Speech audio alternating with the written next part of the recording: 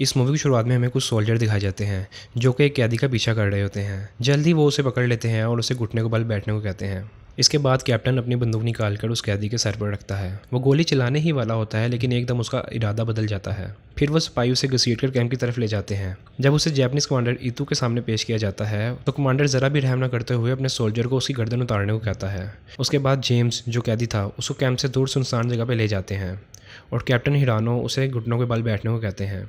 James चुपचाप वैसे ही करता है। हिरानो अपनी तलवार निकालता है और जेम्स की गर्दन पर रखकर एंगल चेक करता है ताकि सिर्फ एक ही वार में उसकी गर्दन अलहदा कर दे। लेकिन वो जैसे ही जेम्स को मारने के लिए अपनी तलवार उठाता है, जेम्स अचानक से ही पीछे हो जाता है, जिसकी वजह से कैप्टन हिरानो का वार चूक जाता है। ये देखकर गार्ड जेम्स पर टूट पड़ते हैं लेकिन जेम्स सबको मार देता है और कैप्टन हिरानो को भी नहीं बख्शता। जेम्स बचने के लिए जंगल की तरफ भाग जाता है लेकिन जल्द ही जापानीज सोल्जर उसका पीछा करते हुए उसे ढूंढ निकालते हैं। घबराहट में वो उनके बिछाए हुए जाल में फंस जाता है और उसका चाकू भी नीचे ज़मीन पर गिर जाता है, जिससे वो जाल काट नहीं पाता और दोबारा पकड़ा जाता है। फिर जब जेम्स को कैंप में वापस लाया जाता है तो कमांडर गुस्से से कहता है, ये अभी तक जिंदा क्यों है? कैप्टन जवाब देता है, सर इसने भागने की कोशिश की थी लेकिन हमारे जाल में फंस गया। जब कमांडर को पता चलता है कि जेम्स ने उनके सिपाहियों और कैप्टन हिरानो को मार डाला है तो वो गुस्से से भर जाता है। वो जेम्स के पास आता है, उसका आर्मी का बैच छीन लेता है और कहता है, हिरानो मेरे भाई जैसा था, तुमने उसे मारकर अपनी ज़िंदगी की सबसे बड़ी गलती की है। जाओ आज तुम अपनी जीत का जश्न मनाओ क्योंकि कल हम तुम्हें कुत्ते की मौत मारेंगे। जेम्स के जाने के बाद कैप्टन कहता है, अगर आप चाहें तो मैं भी इसे मार देता हूँ। लेकिन इतू कहता है, नहीं, ये आदमी मौत से नहीं डरता, इसके साथ कुछ ऐसा करना पड़ेगा जो आज तक किसी के साथ नहीं हुआ। अगले दिन एक फ़ाइट होने वाली होती है जिसमें वो जेम्स को बहुत ज़्यादा दर्द दे के मारने वाले थे ताकि उसकी मौत बाकी कैदियों के लिए एक सबक बन सके। उसके बाद जेम्स को एक सेल में डाला जाता है जहां 24 घंटे गार्ड निगरानी करते हैं। जापानीज सोल्जर ने उसके जैसे कई और लोगों को कैंप में बंद रखा हुआ था जिनमें से कई टॉर्चर से मर चुके थे। रात को सब कैदी आपस में बात करते हैं। एक आदमी जेम्स से कहता है, हम चाहे यहाँ कैद हैं लेकिन हम यहाँ कैंप में अपना मिलिट्री डिसिप्लिन फॉलो करते हैं। कुछ रूल्स हैं जिन्हें सबको मानना पड़ता है वरना यहाँ ज़िंदा रहना मुश्किल हो जाता है। उन्होंने बताया कि हमारे कमांडर भी हैं लेकिन उन्हें दूसरे सेल में रखा गया है, वो तुमसे कल मिलेंगे। जेम्स कहता है, कल तक मैं ज़िंदा रहूँ ये नहीं पता, इन सिपाहियों ने मुझे मारने की धमकी दी है। जब बाकी कैदियों को पता लगता है कि जेम्स ने सिपाहियों के साथ कैप्टन हिरानो को भी मार दिया था तो सब कैदियों में कुछ उम्मीद आ जाती है। जेम्स सोचता है कि वो आज रात यहाँ से भाग जाए लेकिन एक कैदी उसे कहता है, यहाँ से भागना बड़ी बात नहीं है, असली सवाल तो यह है कि भाग के जाओगे कहाँ। इस कैंप में वही जिंदा रह सकते हैं जो दिन रात काम कर सकते हैं। कमज़ोर कैदियों को दूसरे कैंप भेजा जाता है जो यहाँ से 100 किलोमीटर की दूरी पे है। सुना है कि कैदियों को पैदल लेके जाया जाता है और रास्ते में कोई लोग मर भी जाते हैं। ये सब सुनकर जेम्स सोचता है, काश ये लोग मुझे तभी मार देते जब मैं इन्हें पहली दफ़ा मिला था। अगले दिन सभी कैदियों को बाहर निकाला जाता है। कमांडर इतू के हुक्म पर एक सोल्जर तलवार लेकर जेम्स के पास आता है। जेम्स समझ जाता है कि अब उसका आखिरी वक्त करीब है लेकिन सोल्जर उसे मारने के बजाय उसका हाथ खोल देते हैं। ये देखकर जेम्स हैरान हो जाता है। फिर 3 और कैदी को रिंग में लाया जाता है। इतू कहता है, ये तीनों अपने सेल में खाना छुपाते पकड़े गए हैं, कोई और ऐसा ना करे इसलिए इन्हें सबक सिखाना जरूरी है। फिर वो एक कुर्सी निकालता है और आराम से बैठ जाता है जैसे कोई शो शुरू होने वाला हो। एक आदमी घंटी बजाता है और पीछे से एक फाइटर आता है जिसे ये लोग मौत का सुदागर कहते हैं। सबसे पहले उन 3 कैदियों को इससे लड़ने के लिए कहा जाता है। वो फाइटर उनके सामने कुछ भी नहीं थे लेकिन अगर नहीं लड़ते तो वैसे भी मारे जाते, इसलिए एक आदमी आगे बढ़ता है लेकिन वो फाइटर सिर्फ एक ही मुक्के से उसे गिरा देता है। बाकी दोनों भी कोशिश करते हैं लेकिन कोई भी उसका सामना नहीं कर पाता। वो फाइटर सबको इतना मारता है कि उसकी बुरी हालत कर देता है और फाइट शुरू होते ही खत्म हो जाती है। अब अगला नंबर जेम्स का था। इतू कहता है, लड़ो जब तक दोनों में से कोई एक मार ना जाए। फाइटर तैयार था लेकिन उसने जेम्स को काफी हल्के में ले लिया था। जैसे ही वो पहला वार करने के लिए आगे बढ़ता है, जेम्स सिर्फ एक ही मुक्के से उसे नॉकआउट कर देता है। फिर वो इसके सर पर इतनी जोर से मुक्का मारता है कि वो वहीं मर जाता है। जापानीज सोल्जर के सबसे बड़े फाइटर को जेम्स ने कॉकरोच की तरह मार डाला था। ये देख वहां मौजूद किसी को भी अपनी आंखों पर यकीन नहीं था। कमांडर इतू को इतना बुरा महसूस होता है कि वो गुस्से से अंदर चला जाता है। कैप्टन कहता है कि आपको इसे अभी खत्म करना होगा। इतू कहता है, ये बाकी कैदियों जैसा नहीं है, इसे इसकी कीमत चुकानी पड़ेगी, आज नहीं तो कल हम इसे ज़रूर मारेंगे। अगला दिन गैब्रियल नाम का एक कैदी जेम्स को कहता है, तुम्हारे हाथ में पत्थर वत्थर तो नहीं है भाई, कल तो कमाल कर दिया तुमने। फिर जेम्स की मुलाकात कोलिन से होती है जो उन कैदियों का कमांडर था। कोलिन का एक पैर धमाके से जख्मी हो गया था जिससे उसे चलने में थोड़ी दिक्कत होती थी। वो जेम्स से पूछता है कि तुमने इतनी अच्छी फाइटिंग कहाँ से सीखी? मैं यहाँ महीनों से हूँ, कोई भी उस रिंग से जिंदा बाहर नहीं आया। जेम्स कहता है, मैं किसी एक जगह से नहीं सीखा, मैंने हांगकांग, थाईलैंड और जापान से ट्रेनिंग सीखी है। फिर वहाँ कैप्टन आता है और जेम्स को इतू के पास ले जाता है। इतू भी उससे वही पूछता है, तुमने हमारे लड़ने के तरीके कहाँ से सीखे? जेम्स उनके सवालों का सीधा जवाब नहीं देता। इतू के पास जेम्स अपने बाप का आर्मी बैज देखता है और उसे मांगता है, लेकिन कमांडर इतू उसे बैज नहीं देता, बल्कि बदतमीजी की सजा के तौर पर उसके चेहरे पर कट लगा देता है। फिर वो जेम्स को वार्निंग देता है और कहता है, बस एक और रात चैन से गुजार लो, कल तुम्हारा मरना पक्का है। अगले दिन जेम्स फाइट के लिए तैयार होता है। जब वो बाहर निकलता है तो सभी कैदी उसका नाम लेकर चिल्ला रहे होते हैं, लेकिन इस दफ़ा फाइट बिल्कुल भी फेयर नहीं थी। जेम्स के सामने एक नहीं बल्कि 3 फाइटर थे, जिससे जेम्स को एक साथ लड़ना था। घंटी बजते ही सब के सब जेम्स पर टूट पड़ते हैं, लेकिन जेम्स पूरी तैयारी के साथ रिंग में उतरा था। वो एक एक करके सबको इतना मारता है कि वो लोग भाग जाते हैं। जो भागने की कोशिश करते हैं, जेम्स उन्हें पकड़ के दोबारा रिंग में ले आता है और उनको ज़बरदस्त मारता है। फाइट के आखिर में जेम्स एक स्पाई का गला पकड़ लेता है और उसकी सांसें रोककर उसे मारने लगता है। वो भी एक जापानी सोल्जर था, लेकिन वहाँ खड़े किसी भी स्पाई ने उसकी मदद नहीं की थी। आखिर में जेम्स खुद ही उसकी जान बख्श देता है। कमांडर इतू को एक बार फिर शर्मिंदा होना पड़ता है और जिस तरह जेम्स बाकी कैदियों का हौसला बढ़ा रहा था, वो जापानीज कैंप के लिए खतरा बन गया था। कॉलिन कहता है कि तुमने फाइट के दौरान उस स्पाई को क्यों नहीं मारा? जेम्स कहता है वो सिर्फ अपने कमांडर का ऑर्डर फॉलो कर रहे थे, हमारी तरह वो भी मरना नहीं चाहते। उसी दौरान हम देखते हैं कि कमांडर इतू उन सोल्जर्स को जो फाइट हार गए थे गोली मार के ख़त्म कर देता है और वो ये हरकत करके ये साबित कर देता है कि उसके अंदर अपने लोगों के लिए ज़रा भी इंसानियत नहीं थी। गैब्रियल कहता है एक हफ्ते बाद वो हमें दूसरे कैंप ले जाएंगे, शायद वो जगह इस नरक से बेहतर हो। लेकिन कॉलिन कहता है मैं इन जापानीज सिपाहियों को अच्छी तरह जानता हूँ, आधे से ज़्यादा कैदी रास्ते में ही मर जाते हैं और जो चल नहीं सकते उनको वहीं गोली मार दी जाती है।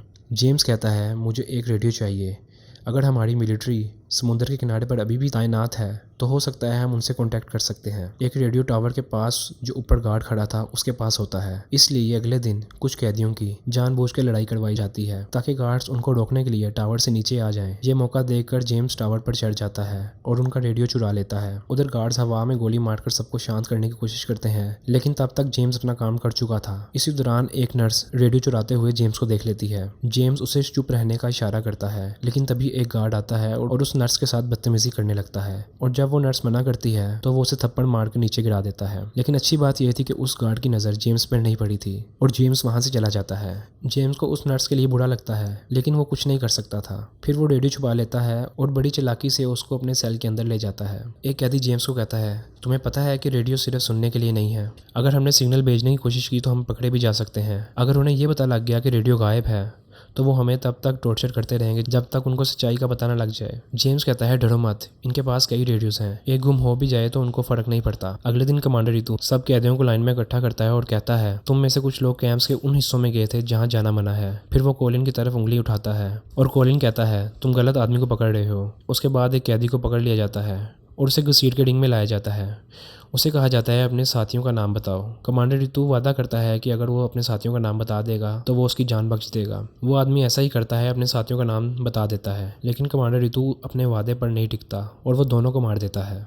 रात को जेम्स उसी कैदी के पास जाता है जो उन कैदियों का दोस्त होता है और उससे कहता है तुम उन दोनों को जानते थे ना, अगर उन्हें इस जगह से बाहर जाने का रास्ता पता था तो तुम्हें भी पता होगा। वो कैदी पहले नहीं बताता क्योंकि उसे डर होता है कि जेम्स उसे धोखा दे देगा, लेकिन सबके कहने पर वो एक ब्लाइंड स्पॉट के बारे में बताता है जहां से गार्ड की नज़रों में आए बिना बाहर निकला जा सकता है। उसी रात जेम्स रेडियो लेकर कैंप के बाहर निकल जाता है। घने जंगल से गुजरता हुआ काफ़ी दूर चला जाता है। जब वो रेडियो ऑन करता है तो उसे कुछ लोगों की आवाज़ें सुनाई देती हैं जो नेविजो लैंग्वेज में बात कर रहे होते हैं। इसी दौरान एक सोल्जर उनके सेल में चेकिंग के लिए आता है। वो देखता है सब कैदी अपनी जगह पर हैं, लेकिन जब वो जेम्स के बिस्तर चेक करते हैं तो वहाँ कोई नहीं होता, सिर्फ खाली बॉडी पड़ी होती है। लेकिन वो सोल्जर आवाज़ नहीं करता और चुपचाप वापस चला जाता है। उधर जेम्स कुछ देर तक रेडियो पर उनकी बातें सुनता रहता है, फिर अपने कैंप्स में वापस आ जाता है। अगले दिन तीनों फिर से मिलते हैं। जेम्स कहता है अमेरिकन लोग पास ही हैं, वो सब नवेजो कोर्ट्स में बात कर रहे थे, मुझे समझ नहीं आई लेकिन मेरे पास एक प्लान है। वो बताता है मैंने आते वक्त वहाँ एक ग्लाइडर देखा था।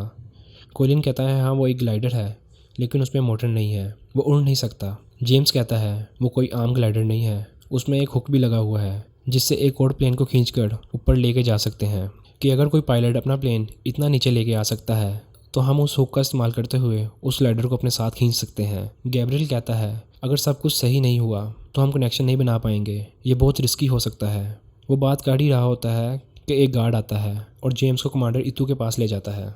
इस बार जेम्स को इज्जत से बिठाया जाता है, उसको कुर्सी दी जाती है। कमांडर इतू पूछता है तुम नवेजो के बारे में क्या जानते हो? जेम्स कहता है मुझे इस चीज़ के बारे में कुछ नहीं पता। कमांडर इतू कहता है ये एक वो लैंग्वेज है जिसका तुम्हें नहीं पता होगा, लेकिन तुम्हारे अमेरिकन दोस्त ज़रूर जानते होंगे कि इस कोड का मतलब क्या है।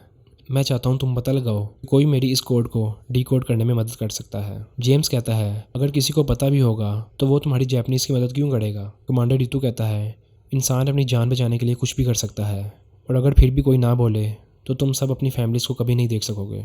अगर तुम इस कैंप से बच भी जाओ तो मार्च में मारे जाओगे, और अगर मार्च में भी बच गए तो दूसरे कैंप का नरक तुम्हारा इंतज़ार कर रहा है। लेकिन जेम्स उसकी धमकी से नहीं डरा। कमांडर रितु कहता है, मैं चाहूँ तो तुम्हें अभी भी मार सकता हूँ, लेकिन मेरी अभी सबसे बड़ी प्रॉब्लम ये नहीं है। कैप्टन कहता है, सर इस आदमी को मार दो, ये हमारे लिए मसला बन सकता है। इतने में रितु चिल्लाते हुए उस कैप्टन को कहता है, हम पर अटैक होने वाला है, अमेरिकन और ब्रिटिश हमारे आसपास हैं। अगले दिन कमांडर रितु जेम्स पर बहुत ज़्यादा टॉर्चर करता है। उसे डंडों से तब तक मारा जाता है जब तक उसका जिस्म कमज़ोर ना हो जाए। उसकी ताकत बिल्कुल जवाब दे चुकी थी, लेकिन यह सिलसिला सिर्फ टॉर्चर तक महदूद नहीं था। उस हालत में जेम्स अभी भी लड़ने के लिए तैयार था। लोगों ने जेम्स को कमज़ोर समझ लिया था, लेकिन ये उनकी सबसे बड़ी गलती थी। जब उसके हाथ खोल दिए गए तो जेम्स एक ज़ख्मी शेर की तरह सब पर टूट पड़ा। इस मरतबा वो किसी पर भी रहम नहीं कर रहा था। वो सबको इतना मार रहा था शायद कोई ही खड़ा रह पाए। कैप्टन ने सिपाहियों को डांटते हुए कहा कि तुम सब बेकार हो, एक मामूली से कैदी से हार गए हो। फिर कमांडर रितु जानबूझकर जेम्स को इतनी जल्दी मारने का ऑर्डर नहीं देते। वो अपनी शर्म की वजह से और गुस्से में कुछ कैदियों को गोली मार देता है और कैंप में वापस चला जाता है। जेम्स अपने जख्मों की वजह से बेहोश हो जाता है। जब वो होश में आता है तो वो एक जापानीज़ मेडिकल कैंप में होता है। उन्होंने उसका अच्छा इलाज किया था और उसके लिए एक नर्स भी अपॉइंट की थी। जेम्स को पता चलता है कि उस नर्स का नाम थेरेसा है। वो भी उन्हीं कैदियों में से थी। थेरेसा बताती है कि कमांडर रितु की रातों की नींद उड़ गई है। उन्हें ऐसा लगता है कि उन पर कभी भी हमला हो सकता है, और अगर अटैक हुआ तो वो किसी को जिंदा नहीं छोड़ेंगे। रात को रितु खुद जेम्स से मिलने आता है और कहता है, तुम अच्छे फाइटर हो, लेकिन तुम्हें अभी औरों से लड़ना होगा। आज आराम करो क्योंकि कल तुम मरोगे। जेम्स गुस्से से कहता है, बस करो, जब से मैं आया हूँ ये बात तुम 3 दफ़ा कह चुके हो। अगर मुझे मारना ही है तो इतना तमाशा क्यों कर रहे हो। अगर सब मुझसे ऐसे ही लड़ते रहे तो एक दिन ये सब मर जाएंगे और फिर सिर्फ तुम बचोगे। फिर क्या करोगे, मुझसे लड़ोगे। कमांडर रितु इस पर कुछ नहीं कहता और चुपचाप वहाँ से चला जाता है। जेम्स अपने साथियों के पास वापस जाता है और सब उसको जिंदा देखकर बहुत खुश होते हैं। उनमें से एक कहता है कि जब तुम मेडिकल कैंप में थे तो अमेरिकन प्लेन्स हमारे ऊपर से गुजरे थे। अब क्लियर है कि अमेरिकन पास ही हैं, उनको बस रेडियो के जरिए कॉन्टैक्ट करना है। वो जानते थे कि रेडियो यूज़ करना खतरनाक है क्योंकि अगर सिग्नल भेजा गया तो पकड़े जाएंगे, लेकिन अब यही उनका रास्ता था। रात को जेम्स और गैब्रियल फिर से कैंप से निकलते हैं। कुछ दूर जाते ही गार्ड्स उन्हें देख लेते हैं। जेम्स समझ जाता है कि आज रात निकलने का फ़ायदा नहीं। वो एक गार्ड की जान लेकर अपनी मुश्किल नहीं बढ़ाना चाहते थे, इसीलिए वो अपने कैंप वापस आ गए। कुछ देर बाद गार्ड्स उनके सेल में दौड़कर आ जाते हैं, पर वो सब अपनी जगह में मौजूद होते हैं। अगले दिन कमांडर रितु सब कैदियों को इकट्ठा करता है और कहता है, कल रात कुछ कैदियों ने अपनी हदूद से बाहर आकर गार्ड्स पर अटैक किया है। वो कहता है कि मुझे पता है ये किसी एक बंदे का काम नहीं है, इसीलिए जो भी शामिल है वो खुद सामने आ जाए। जेम्स देखता है कि इन लोगों ने कोलिन को बहुत टॉर्चर किया था। जेम्स कहता है, तुमने गलत आदमी को पकड़ लिया है, मैं हूँ जिसने गार्ड्स को मारा था। कमांडर रितु कहता है कि अच्छा है तुमने अपना सच कबूल कर लिया, पर कल रात तुम अकेले नहीं थे, हमने इसको रंगे हाथों पकड़ा है। इसके बाद एक कैदी को सामने लाया जाता है और जेम्स को उसकी जान लेने को कहा जाता है। वो कंडीशन रखता है कि अगर वो इसे मार दे तो उसके दोस्त की जान बच जाएगी। जेम्स अपने से कमज़ोर और निहत्थे आदमी को मारना नहीं चाहता था और वो मना कर देता है। फिर वो उस आदमी को उसकी आंखों के सामने गोली मार देता है। अब क्योंकि जेम्स ने उनकी बात नहीं मानी तो वो कोलिन के साथ भी यही करने वाले थे। सब सोल्जर ने कोलिन पर अटैक किया तो कोलिन उन पर हमला करने लगा। एक एक करके उनको ऐसा मारने लगा कि जिससे पूरा कैंप खामोश हो गया। जल्द ही गार्ड उसे रोक देते हैं, फिर उसको एक सेल में डाल देते हैं। रात को जेम्स कमांडर रितु के पास आता है और कोलिन को छोड़ने का कहता है, जिस पर कमांडर रितु कहते हैं कि उसने रूल तोड़ा है जिसकी सज़ा सिर्फ मौत है। जेम्स कहता है, अगर हिम्मत है तो खुद आकर देखो, बोलो कि तुम्हारे में हिम्मत नहीं है। कमांडर रितु एक चालाक आदमी था। उसका कहना था कि इस फाइट में कभी हिस्सा मत लो वरना तुम हार जाओगे। जेम्स उसकी सोच पर थूकता है। इसके बाद गार्ड्स उसे घसीट के कैंप के बाहर ले जाते हैं। जेम्स ने फैसला किया कि जो कुछ करना है वो आज ही करेगा। उसका प्लान ये था कि वो रात को सिग्नल भेजेगा। सिग्नल में वो कुछ नवाजो लैंग्वेज के अल्फाज बोल देगा ताकि कमांडर रितु को और उसके लोग इन्हें डिकोड न कर सकें, जिसकी वजह से वो कंफ्यूज हो जाएं। जब तक वो समझ पाए कि इसका कोई खास मतलब नहीं था तब तक उनका प्लान काम कर चुका होगा। रात को फिर वो कैंप से निकलता है, रेडियो निकालते हैं और सिग्नल भेजना शुरू कर देते हैं। खुशकिस्मती से उनकी फ्रीक्वेंसी अमेरिकन रेडियो से मैच हो जाती है और अब वो एक दूसरे को सुन सकते हैं। गैब्रियल कुछ अल्फाज बोलता है जैसे glider glider no motor is 27 degree. सामने से जवाब आता है कॉपी डैट। बीच बीच में वो खुद ऐसे अल्फाज बोल रहा होता है जिनका कोई मतलब नहीं होता। उन अल्फाजों का मतलब सिर्फ जापानीज को कंफ्यूज करना था। गैब्रियल कहता है कि हम बहुत कुछ बोल चुके हैं, शायद हमारी अपनी टीम भी इस मैसेज को ना समझ पाए। जेम्स कहता है डरो मत, वो लोग जानते हैं कि हमें ये सिग्नल बहुत मुश्किल से भेजा है, वो इसे डिकोड कर लेंगे। फिर वो दोनों वापस कैंप में आ जाते हैं, लेकिन जब वापस पहुंचते हैं तो देखते हैं सेल में कोई नहीं होता। तभी अचानक गार्ड आकर उन्हें मारकर बेहोश कर देते हैं। जब जेम्स को होश आता है तो वो देखते हैं कि लड़ाई शुरू हो चुकी है। अमेरिकन प्लेन्स ने जापानीज कैंप पर बम फेंकना शुरू कर दिए हैं, जिससे कैंप में भारी नुकसान हुआ था। इस वजह से जापानीज लोग कैदियों को मारकर कैंप छोड़कर भागने की कोशिश में थे। थेरेसा जेम्स के हाथ खोलती है और उसको बताती है जब तुम लोग पकड़े गए थे तब से कैंप पर हमला शुरू हो गया था।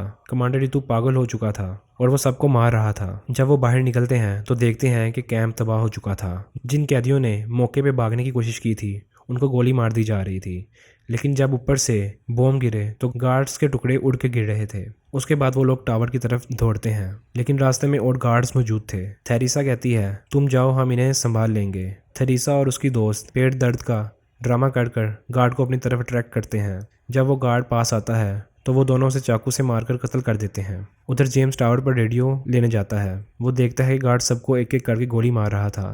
अगला नंबर उसके दोस्त का था, इसीलिए जेम्स सब कुछ छोड़कर पहले उन्हें बचाने के लिए चला जाता है। जैसे ही वो फायर करने वाले के पास पहुंचता है, जेम्स उन पर पीछे से फायरिंग शुरू कर देता है और कैदी भी उन पर हमला करना शुरू कर देते हैं। उधर कोलिन एक जापानीज कैप्टन से लड़ता है, लेकिन कोलिन को हराना इतना आसान नहीं था। दोनों के दरमियान ज़बरदस्त टक्कर का मुकाबला होता है। जब कोलिन उसकी जान लेने ही वाला होता है तो उसको पीछे से गोली मार दी जाती है, जिसकी वजह से उसकी मौत वहीं हो जाती है। इसी सीन के दौरान जेम्स कमांडर रितु के कैंप में घुस जाता है। हम देखते हैं कि कमांडर रितु खुश होकर बैठा होता है, जैसे उसी का इंतज़ार कर रहा था। जेम्स कहता है अब तू कहीं नहीं भाग सकता। कमांडर रितु कहता है भागूंगा क्यों, और फिर उसकी तरफ तलवार फेंककर फाइट के लिए चैलेंज करता है। दोनों के बीच में फाइट होती है। कमांडर रितु जेम्स की ताकत के आगे ज़्यादा देर तक नहीं टिक पाता। जब तलवार उसके हाथ से छूट जाती है तो वो बंदूक निकाल लेता है, लेकिन जेम्स बंदूक उठाकर उसे बाहर फेंक देता है। वो कमांडर रितु को ज़बरदस्त मारता है और उसकी जान लेने ही वाला होता है तो तब गैब्रियल उसे रोक लेता है। गैब्रियल कहता है जल्दी चलो, प्लेन आ रहा है। वो सब भागकर बाहर निकलते हैं। कैप्टन उनको देख लेता है और उन पर फाइटिंग शुरू करने लगता है। तभी कमांडर रितु उसे रोक देता है। उसकी आंखों में हार और शर्मिंदगी साफ नजर आ रही थी। अगर वो आज जेम्स को मार भी देता तो ये सच बदल नहीं पाता कि वो एक डरपोक है, इसलिए वो जेम्स को जाने देता है। अब मूवी में दिखाया जाता है कि बचे हुए लोग ग्लाइडर तक पहुंच जाते हैं। उन्होंने उसे रस्सी से बांधा और एक मजबूत हुक रेडी किया। फिर सब अंदर बैठ गए। एक अमेरिकन फाइटर प्लेन उनके ऊपर से हल्का सा उड़ रहा था। उन्होंने अपना हुक नीचे गिराया और अपने प्लेन को बहुत नीचे ले आए। ये उनका पहला और आखिरी मौका था। अगर कोई चूक होती तो पूरा प्लान फेल हो जाता, लेकिन चूक नहीं होती। हुक ग्लाइडर में अच्छी तरह फंस जाता है और प्लेन सबको अपने साथ हवा में ले जाता है। उन्होंने आखिरकार कामयाबी पाई और वो लोग कैंप से बाहर निकल आए, लेकिन कैंप में सबकी किस्मत उनके जैसी नहीं थी। जेम्स ने अपने आप से वादा किया कि वो उन सब लोगों को भी निकाल लाएगा। कहानी कुछ साल बाद आगे बढ़ती है, जहां उसे पता लगता है कि कमांडर रितु अभी भी जिंदा है। लोग कहते हैं कि कमांडर रितु ने जंग के बाद अपना नाम बदल लिया था और वो एक छोटी ट्रेनिंग एकेडमी चलाता है। जेम्स ने बिना वक्त ज़ाया किए रोका और दरख्वास्त की कि मैं आपके साथ मुकाबला करना चाहता हूँ। वो चाहता था कि उसके बाप की बात में कितनी सच्चाई है। जेम्स उसकी दरख्वास्त कबूल कर लेता है और दोनों एक छोटी सी लड़ाई लड़ते हैं। इतू का बेटा अपनी बेहतरीन मूव्स लगाता है, मगर जेम्स पहले ही तैयार होता है और उसे बहुत आसानी से हरा देता है। उल्टा जेम्स मदद का हाथ बढ़ाता है और फाइट ख़त्म कर देता है। इतू का बेटा जेम्स को उसके बाप का बैज वापस कर देता है और कहता है मेरे बाप ने इस बैज को हमेशा संभाल कर रखा था, उनको उम्मीद थी कि एक दिन तुम वापस आओगे। दोनों एक दूसरे को इज्जत देते हैं और सर झुका के सलाम करते हैं। फिर जेम्स बैज अपनी जेब में रख लेता है और हल्की सी मुस्कुराहट के साथ कहता है फाइनली मिशन कंप्लीट। पीछे उसके पुराने साथी की आवाज़ आती है हम आज़ाद हैं, हम वापस घर जा रहे हैं। और ये मूवी की स्टोरी यहीं पे ख़त्म होती है।